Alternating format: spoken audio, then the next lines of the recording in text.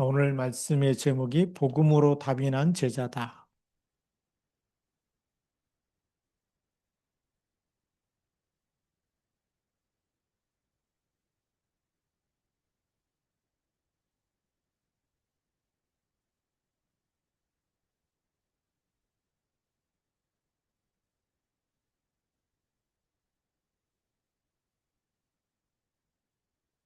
사도 바울은 두 명의 제자를 오늘 말씀 속에서 소개하고 있죠. 그래서 빌립보서 2장 본문 말씀 19절부터 30절까지 말씀. 복음의 길에서 만나는 진짜 제자가 있습니다. 이 진짜 제자는 어떻게 만나느냐? 우리 첫 번째로 보면 우리 전도자의 영적 상태입니다.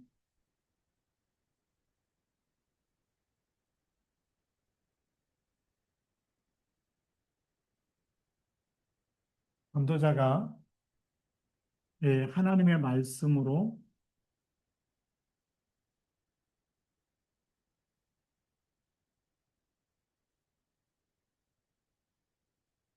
하나님 말씀 속에서 뭘 찾고 있어야 되냐면 답을 갖고 있어야 되겠죠.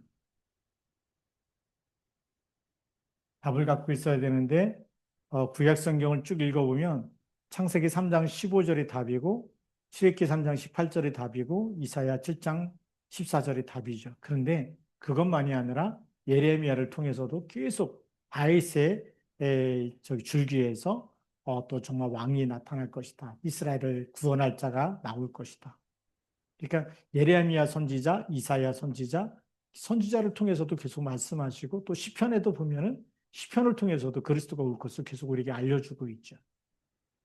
그래서 이 성경이 곧 내게 대해서 증언하는 것이라고 예수님이 말씀하고 있기 때문에 우리는 이 하나님의 말씀 속에서 예수 그리스도 오실 예수가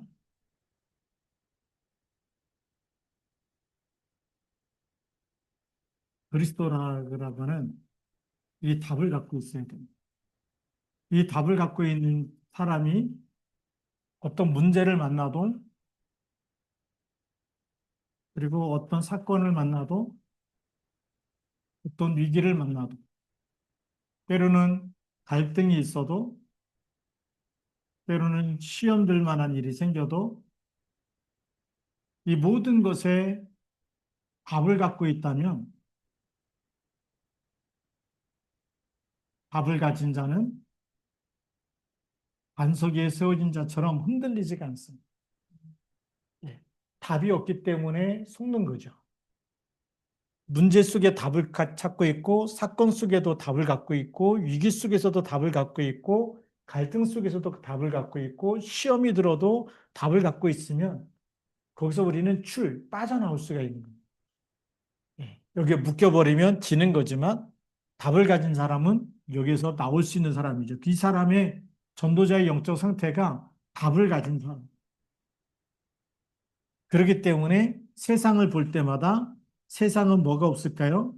세상은 물질도 풍요하고 그리고 세상 지식도 풍요한 사람들이 많이 있고 세상에서 많은 사람들이 성공한 사람도 많이 있는데 진짜 문제와 사건과 어려움을 만나면 답이 있을까요? 없을까요?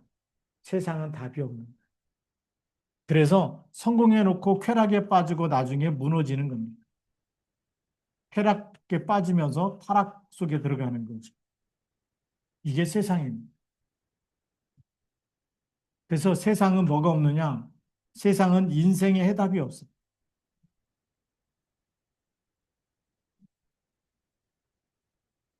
저주와 재앙은 돈 가지고 해결을 할 수가 없습니다.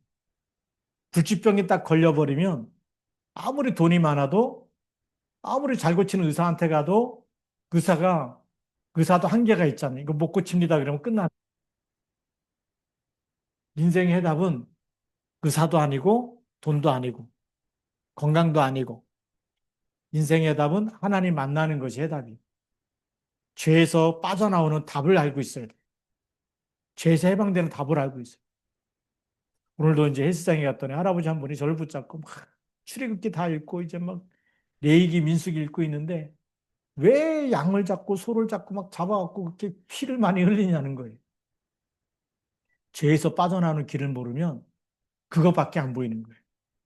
하나님 모세에게 왜 이렇게 명령을 많이 하셨냐고. 그러면서 하나님께 이렇게 복잡하냐고. 모세가 그 수많은 명령을 다 백성에게 전하긴 하는데 너무나 하나님이 명령이 많다고, 오다가 많다는 거죠. 간단하게 설명해 줬어요. 그 모든 것이 뭐냐? 십자가에서 다 이뤘다. 예수님 십자가에서 다 이뤘다 그랬잖아요. 구약에 있는 수많은 말씀의 성취가 그리스도 오심으로 끝나버린 거예요. 그 답을 갖고 있어야 되죠. 하나님이 그리스도, 구약에는 계속 말씀을 줄 수밖에 없어요. 아직 안 오셨기 때문에 양을 잡으라 그럴 수밖에 없고, 염소를 잡으라 그러고, 가난한 사람은 비둘기 잡으라 그러고, 왜요? 죄에서 빠져나오는 길을 알리기 위해서. 그런데 그 모든 것이 예수님 십자가에서 피 흘리시면서 다 이루었다는 거예요. 그래서 우리 이 영적 상태는 어떠해야 되느냐? 우리가 답을 가지고 날마다 그 그리스도가 나의 그리스도이심을 고백하는 거죠. 그렇잖아요. 구약에 그렇게 많이 피제사를 드리라고 하는 이유가 어디 있습니까? 죄 사함을 받으라는 겁니다. 모든 사람은 죄가 있기 때문에 그래서 예수 그리스도께서 십자에서 못 박혀 죽으시고 그리고 나를 위해서 죽으신 것을 우리가 마음으로 믿어 이르고 입으로 신하여 구원에 이르는 거거든요. 그 예수 그리스도를 나의 주인입니다. 주는 그리스도입니다. 이게 답 중에 답인 줄 믿습니다. 신구약 전체의 해답이 뭐냐? 주는 그리스도십니다. 살아계신 하나님의 아들, 지금도 살아계십니다. 그래서 이 고백 속에 뭐가 일어나죠? 이 반석 위에 내 교회를 세우리니 음부의 권세가 이기지 못하리요. 이 음부의 권세가 이기지 못하는 이 답을 주신 거예요. 그러니 우리에게 이렇게 세상의 쾌락과 타락 속으로 우리 끌고 가고 미혹하는 생각이 들 때마다 그리스도 이름 가지고 싸워야 되는 겁니다. 고백하고 시인하고 그리스도 이름으로 영적 싸움할 때마다 우리 영적인 상태가 성령 충만해지는 것. 근데 이런 음부의 권세가 들어올 때도 미혹할 때도 싸우지 않는다면 우리 영적인 것도 무너져 가는 것. 병들어 가는 거거든. 세상의 유혹에 거기에 끌려갈 수밖에 없는. 왜 이스라엘 땅에 이렇게 전쟁이 많이 있었느냐? 예레미야를 계속 읽다 보니까 예레미야가 시드기 왕에게도 예언을 하고 요시야 왕 때도 얘기하고 계속 왕이 세워질 때마다 예언을 하는 거예요. 무슨 예언을 하느냐? 왕은 우상을 버려야 됩니다. 다른 신을 섬기면 절대 안 된다. 하나님이 이 땅을 이스라엘 민족을 홍해로부터 이렇게 건너게 하셔서 이끌었을 때는 이 땅에서 오직 하나님만 섬기도록. 그런데 이 땅의 백성들이 섬기는 그런 신들을 섬기면 절대 안 됩니다. 그때 어떤 왕은요, 막 그 예레미야를 완전히 막 그 시대들에다 가둬놓고, 그 감옥에다 집어넣고, 그러면서 우리는 막 여왕을 섬기겠다, 막 이 우상을 섬기겠다, 막. 그래서 얼마나 어리석으냐. 그렇게 막 여왕 섬길 때는 우리가 잘 먹고 잘 살았는데, 네가 막 와가지고 막 네가 그렇게 예언한 다음부터 우리가 이렇게 고난 당했다, 막 이러면 얼마나 이 복음 가진 사람을 핍박하는지. 그러니까 예레미야가 또 얘기하거든요. 그게 우상 숭배하기 때문에 하나님께서 지금 진노하시는 거다. 빠져나오려면 어떻게 해야 되느냐? 오직 하나님께로 돌아와야 된다. 우리는 지금 주는 그리스도 붙잡을 때마다 음부의 권세가 이기지 못하는 이런 답을 딱 갖고 있어요. 그래서 굿뉴스가 뭐냐? 죄에서 빠져나오는 길이 있다. 사단의 손에서 해방되는 길이 있다. 하나님 만나는 길이 있다. 그리스도가 우리의 답 중에 답인 줄 믿습니다. 그래서 이 고백하고 있으면 영적 상태가 건강한 상태입니다.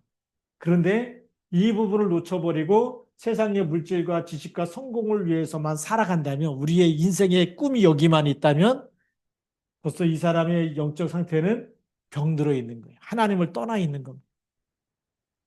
그리고 물질을 붙잡았다 돈이 하나님이고 지식이 하나님이고 세상 성공이 막 꿈이고 그러면 난 이렇게 성공해야 되지. 세상 성공만 붙잡고 간다면 영적인 상태는 이미 병든 겁니다. 그 앞에는 뭐가 기다릴까요? 우리도 모르는 저주와 재앙과 진노가 기다리고 있는 거예요. 그렇기 때문에 우리는 인생의 해답 대신 그리스도를 붙잡고 출 빠져나와야 될 줄로 믿습니다.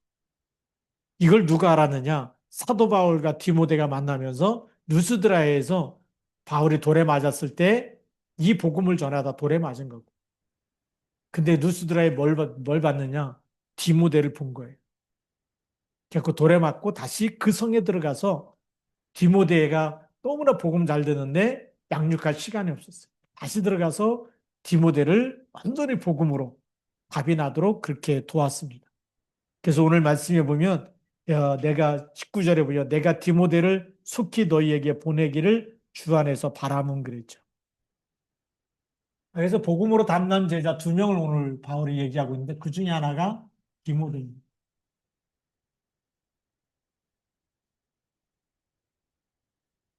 이 디모데를 사도 바울은 누구라고 이렇게 소개하냐면 어, 디모데후서 2장 1절에 보면 내 아들아라고 아들이라고 얘기할 만큼요. 자, 그래서 디모데는 어디 사람이냐? 디모데의 외조모가 외조모가 때부터 이렇게 믿어왔죠. 그래서 디모데의 아버지는 헬라인입니다.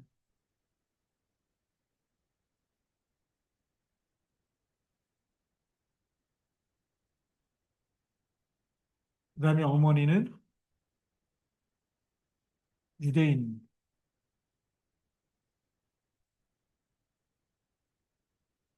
외조모 외할머니죠. 외할머니는 유대인이면서 이때부터 하나님을 믿는 사람이었죠. 그래서 아버지 헬라인이고 어머니 유대인인데 여기에서 우리 그 디모데는 전도자 바울을 만나면서 복음을 듣게 됩니다. 이게 루스드라에서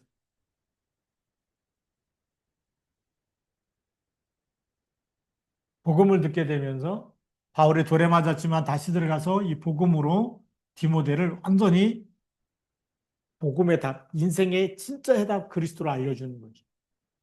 그래서 이 디모데는 이 헬라인 아버지가 헬라인이었고 그다음 그 당시에 유대인들이 있었기 때문에 유대인들과 같이 되는 그 할례를 받게 됩니다.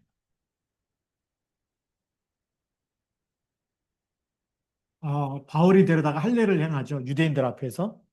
자, 근데 이 디모데는요, 할례를 받았다는 것은 그냥 전도자 바울의 말에 순종을 했습니다. 몇 퍼센트 순종했을까요? 100% 순종했어요. 네. 복음 때문에 할례를 받은 거예요. 할례 안 받아도 되는데 유대인들에게 복음이 전달되기 위해서 또 아버지가 헬라인이라는 것 때문에 나는 그리스도를 개종했다라고 하는 유대인들을 개종하면서 그리스도를 개종했다는 증거로 할례를 받은 거예요. 네.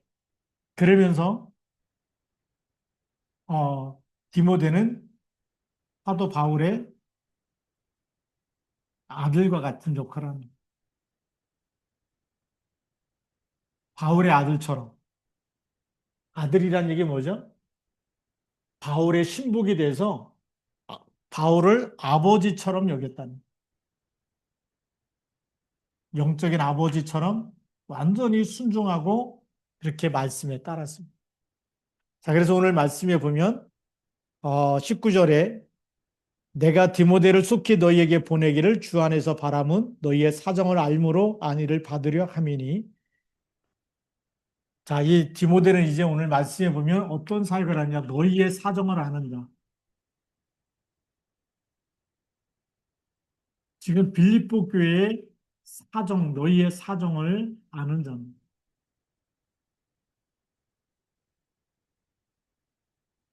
그리고 20절에 이는 뜻을 같이하여 너희 사정을 진실히 생각할 자가 이밖에 내게 없습니다. 굉장히 중요한 너희 사정을 진실히 생각할 자, 이 사정을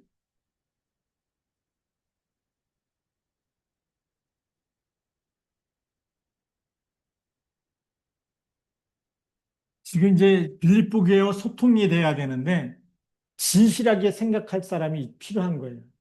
가짜 뉴스 전해버리면 교회가 분열되지 않습니까? 헛소문 내버리고 시기하고 질투하고 자랑하고 그리고 또 뭐 이렇게 부정적인 생각으로 불평과 원망해버리고 부정적인 얘기를 해버리면 교회가 무너질 수밖에 없겠지. 그래서 진실을 생각할 자라는 것은 사실 보는 눈이 열린 사람이고 그다음에 진실을 보는 눈, 그다음에 복음을 가졌기 때문에 영적 사실을 보는 눈이 열린 사람이라는 거죠. 이런 제자였어요. 그리스도로 답이 난 제자이기 때문에 영적 사실을 보는 거죠. 그리고 사실을 보고 진실을 보는 눈이 열려요. 그러니까 사람의 말에 속지 않는 겁니다. 그 사람이 말하는 의도가 뭔지 다 파악할 줄 아는 사람인 거죠. 그래서 이같이 이런 사람이기 때문에 너희 사정을 잘 알면서 진실을 생각할 자가 이 지금 디모데밖에 없다. 그런데 이 디모데는 누구냐? 21절에 그들이 다 자기 일을 구할 때 예수 그리스도의 일을 구하지 아니하는. 그런데 디모데는 누구 일을 구했을까요? 사람들은 자기의 일, 예수 그리스도의 일. 사람들은 다 이걸 택해서 가는데 이것이 이제 보통 빌립보 사람들이죠. 그리스도의 일을 구하지 않는데 디모데는 이 예수 그리스도의 일을 구하는 사람이었다. 예수 그리스도의 일이 뭘까요? 어떻게든지 구원받도록 하는 거죠. 예수 그리스도께서 왜 십자가에서 죽으시고 부활하셨는지 그의 죽으심과 부활을 우리에게 알려주는 사람입니다. 그 일에 힘썼다는 거죠. 자, 그래서 22절에 보면 디모데의 연단을 너희가 안 하니 자식이 아버지에게 함과 같이 나와 함께 복음을 위하여 수고하였느니라. 아들이 아버지에게 하는 것처럼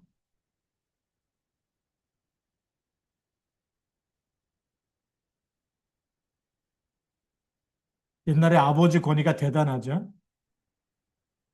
전도자 바울에 무조건 순종하는 아들이 아버지에게 순종하는 것처럼 그렇게 나와 함께 복음을 위하여 수고했다. 뭐 때문에 이렇게 아버지에게 하는 것처럼 했다고요? 복음을 위해서.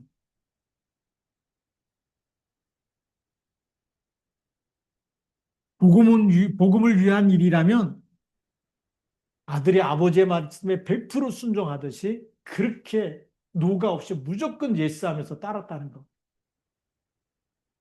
그러니 단순히 교회에 출석하는 사람이 아니에요.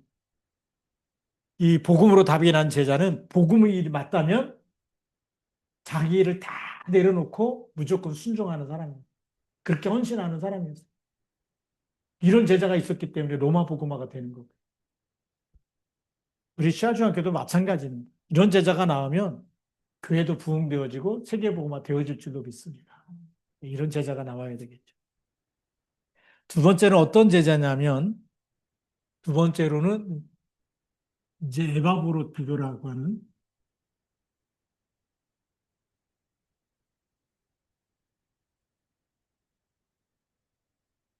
에바브라디도라고 하는 이런 이 제자입니다. 그 에바브라디도에는 어떻게 얘기하냐 25절이니까 그러나 디도를 너희에게 보내는 것이 필요한 줄로 생각하노니 그는 누구의 형제라고요? 나의 형제요. 이 에바브로는 나의 형제다.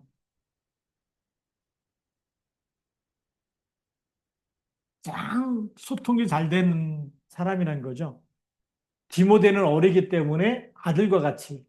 근데 디도는 좀 이 나이가 있겠죠. 그래서 형제같이 바울과 같은 연배이지 않았을까 이렇게 생각되어집니다. 그래서 나의 형제다.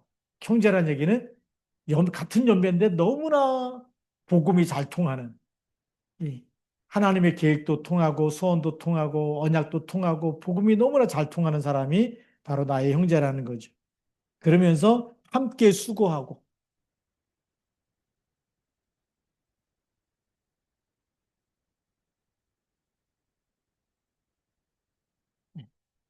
그것만 잘 통하고 순종하지 않고 수고하지 않으면 헌신하지 않으면 일꾼 아니잖아요. 그런데 복음이 맞다 그러면 복음에 대한 가치를 아는 사람은 수고할 수 있어요. 왜 수고할 수 있을까요?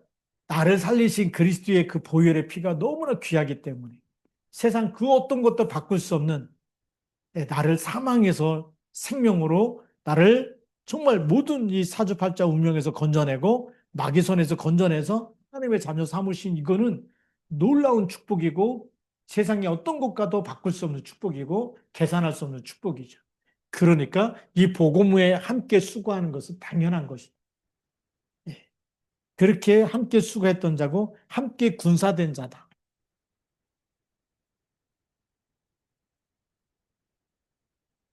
함께 군사됐다는 얘기는 뭐냐면 영적인 사실을 보는 눈이 열리고 그다음에 영적인 싸움을 같이 했다는 거죠. 영적 싸움을 같이 했다는 얘기는 뭡니까? 같이 기도했다는 것이죠. 그리고 함께 전도했다는 거죠. 수많은 유대인의 방해와 핍박과 이런 것이 있을 때도 영적 사실 보면 사람과 싸우지 않고 혈과 육에 대한 싸움이 아니라 영적 싸움을 같이 한 사람이 함께 군사된 사람이죠. 군사는 싸울 줄 아는 거잖아요.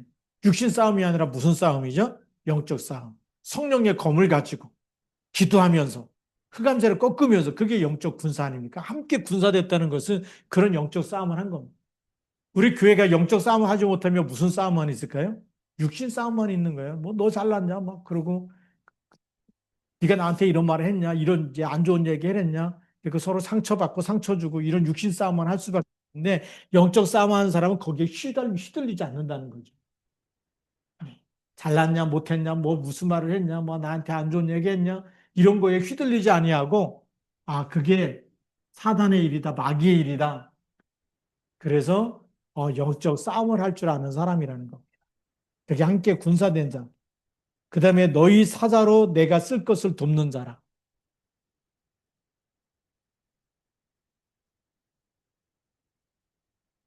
여기 사자는 라이온 이런 사자 아닙니다.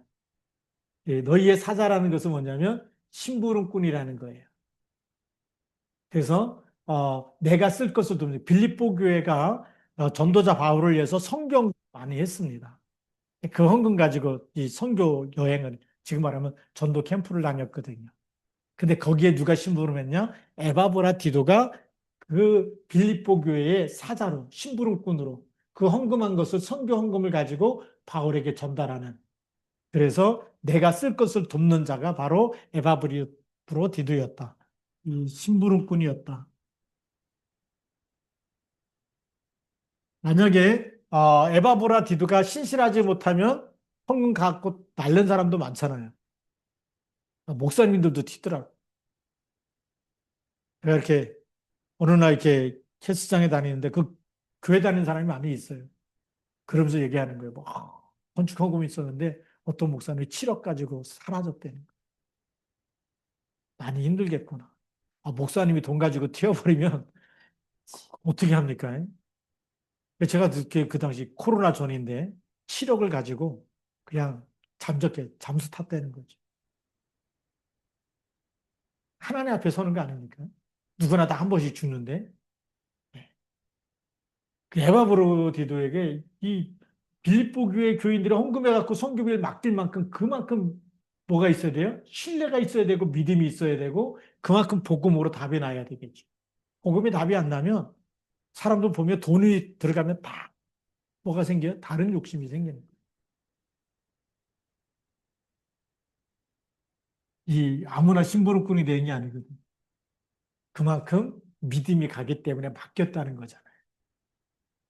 그만큼 하나님 앞에서 바로 서 있는 사람이고 하나님 앞에서 그렇게 준비된 사람이다. 자, 그래서 26절 말씀해 보니까 그가 너희 무리를 간절히 산모하고 자기가 병든 것을 너희가 들은 줄을 알고 심히 근심한지라.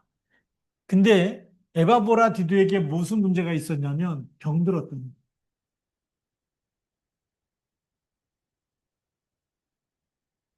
근데 이 병이 들었는데 이것 때문에 빌립보 교회의 교인들이 걱정할까 봐 근심했다는 겁니다. 자기가 병든 것을 다 알게 돼서 그 사람들이 나 때문에 시험 들지 않을까 이런 것 때문에 근심한 거죠. 27절에 보면 그가 병들어 죽게 되었으나 이 병이 무슨 병이라고요? 죽을 만큼.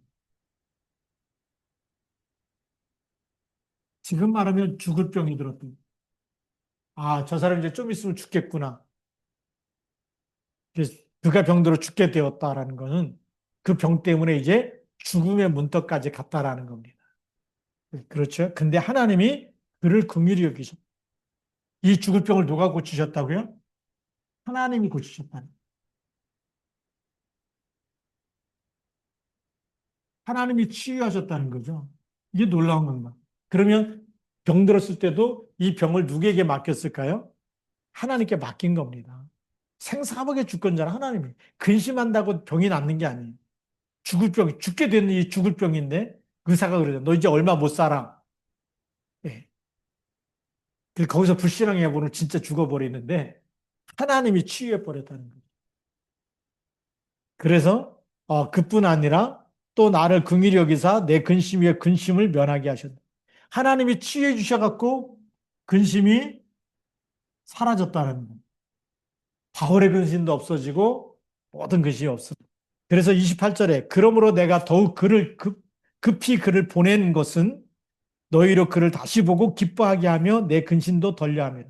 이제 에바브라디두가 이렇게 신실한 사람이어서 다 성교비도 맡기고 심부름까지 다 맡길 만큼 그런 사람인데 병들어 죽을 병이 걸렸다 할 때 다 근심할 거 아닙니까? 그래서 에바브라디두를 보내면서 이제 봐라 이 사람이 다시 하나님께서 고쳐갖고 건강이 회복되지 않느냐 걱정하지 말라. 다시 복음을 위해서 더 귀하게 쓰임받을 일꾼이다. 그래서 위로받게 하려고 그 근심을 없애기 위해서. 예, 왜요? 봐야 믿잖아요. 옛날에는 저 사람이 그냥 병들었다 낫대 이런 소문 듣는 거하고 병든 사람 죽을 병이 걸렸는데 하나님이 고쳐주신 거 보고 걸어서 직접 만난 거하고 다르잖아요. 그래서 하나님 고쳐준 사람 만날 때 서로의 뭐가 생길까요? 아, 그동안 우리가 함께 기도했는데 하나님이 정말 고쳐주셨구나. 치유해 주셨구나. 그래서 뭐가 생길까요? 믿음이 회복되게 돼 있는 거죠. 기쁨이 회복되고 그 감사가 회복되고 그걸 같이 누리라고 해서 에바브라 디도를 함께 디모데를 보낼 때 함께 보내겠다. 이런 사람이었는데 이렇게 죽을 병에 걸려서 근심했지만 하나님이 치유하신 걸 보고 이제 너에게 보내노니 그랬어요. 보내는 이유가 뭐죠? 이제 증인을 봐라. 죽게 됐는데도 고치지 않았느냐. 그러니까 우리가 뭐 가지고 살아야 되죠? 우리가 감사함으로, 기쁨으로, 믿음으로 살아야 된다. 그 얘기 아닙니까? 그래서 29절에 이러므로 너희가 주 안에서 모든 기쁨으로 그를 영접하고 이와 같은 자들을 존귀히 여기라. 이렇게 믿음으로 영적 싸움하고 믿음으로 사는 사람을 이제 기쁨으로 영접하고 그다음에 존귀히 하게 여기라.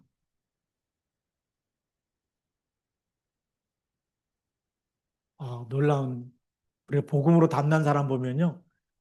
죽을 병 걸려도 막 살려주십시오 이런 게 아니에요. 에바브라디를 보니까 그냥 하나님께 맡긴 거예요. 생사복 내가 죽고 사는 모든 것을 하나님께 맡깁니다.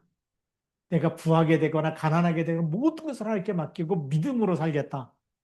하나님의 뜻이 있으면 회복시키시고 하나님의 계획이 이루어질 줄로 믿습니다.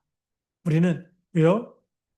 부하거나 가난한 것이 문제가 아니고 우리는 답을 가졌기 때문에 영생의 답 그리스도를 가지고 있기 때문에 이름을 막을 자가 없는 줄 믿습니다. 그래서 그리스도의 날까지 정말 하나님이 쓰셔야 된다면 하나님이 고쳐가지고 쓰시는 겁니다. 그렇잖아요. 하나님이 필요 없다면 데려가시겠죠. 하나님이 사명이 있다면 어떻게 돼요? 쓰시는 거죠. 그게 복음으로 담난 사람이. 기술의 결론입니다.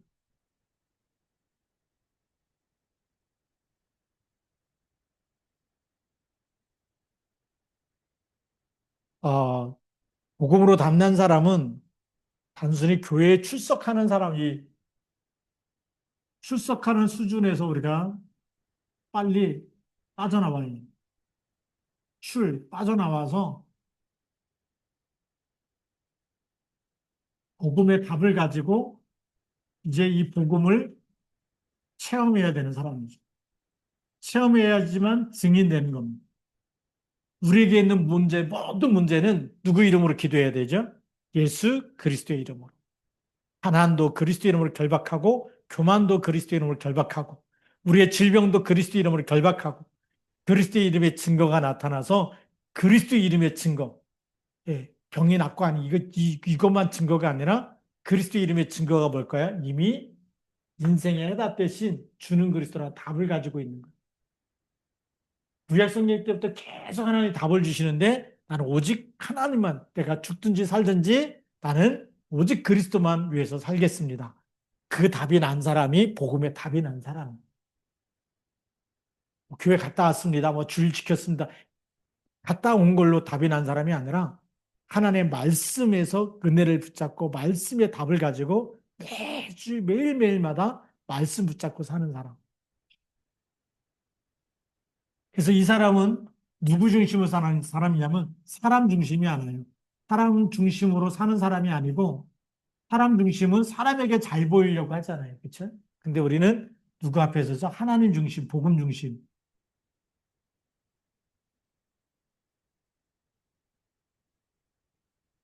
하나님 앞에서. 이 하나님 중심으로 사는 사람은 모든 예배에 성공하게 돼 있어요. 예배에는 이유가 있을까요? 없을까요? 없어요. 예배 중심으로. 사람 중심으로 사는 사람은 보이기 위해서.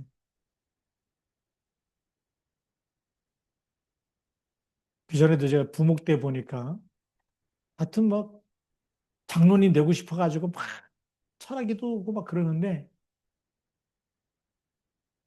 장로가 안 될 텐데 어떤 분이 와가지고 감리교에서 이제 남자분도 권사라 그러거든요. 권사 자기 철학기도 시간에 간증하게 해달라.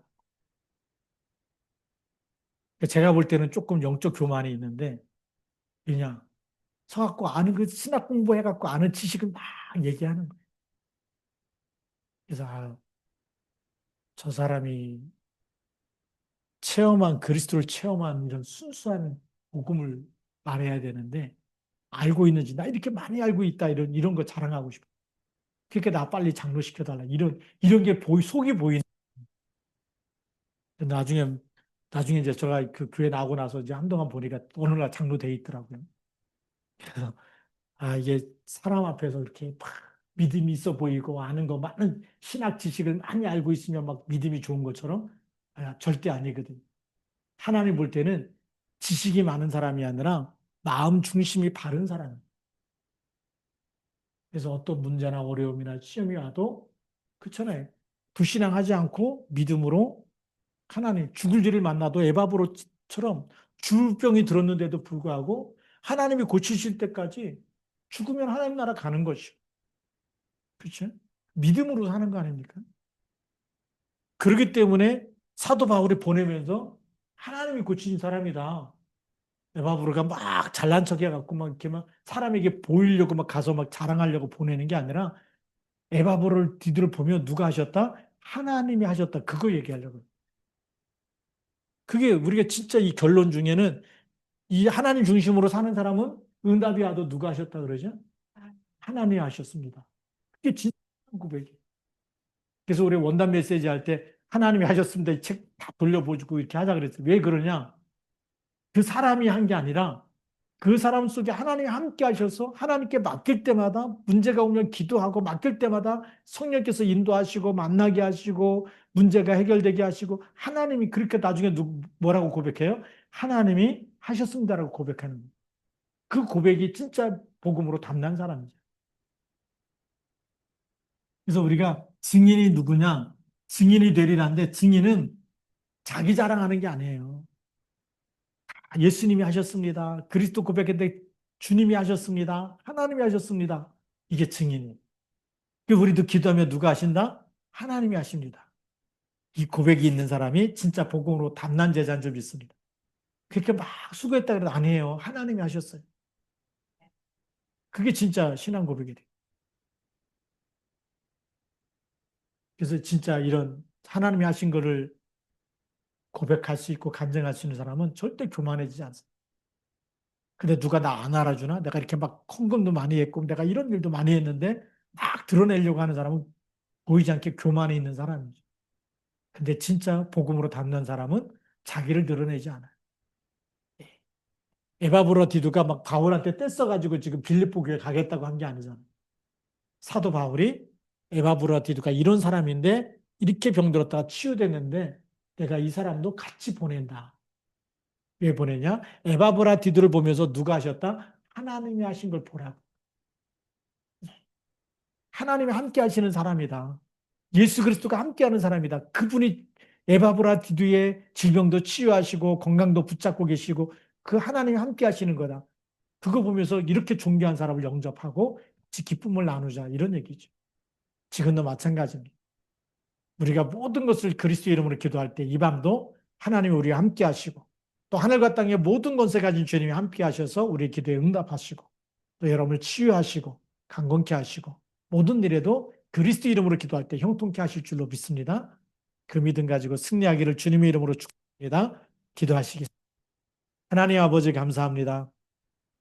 오늘도 우리가 함께 말씀 붙잡고 기도할 때 성령의 충만함을 주옵소서, 그리스도 이름의 증거를 주옵소서.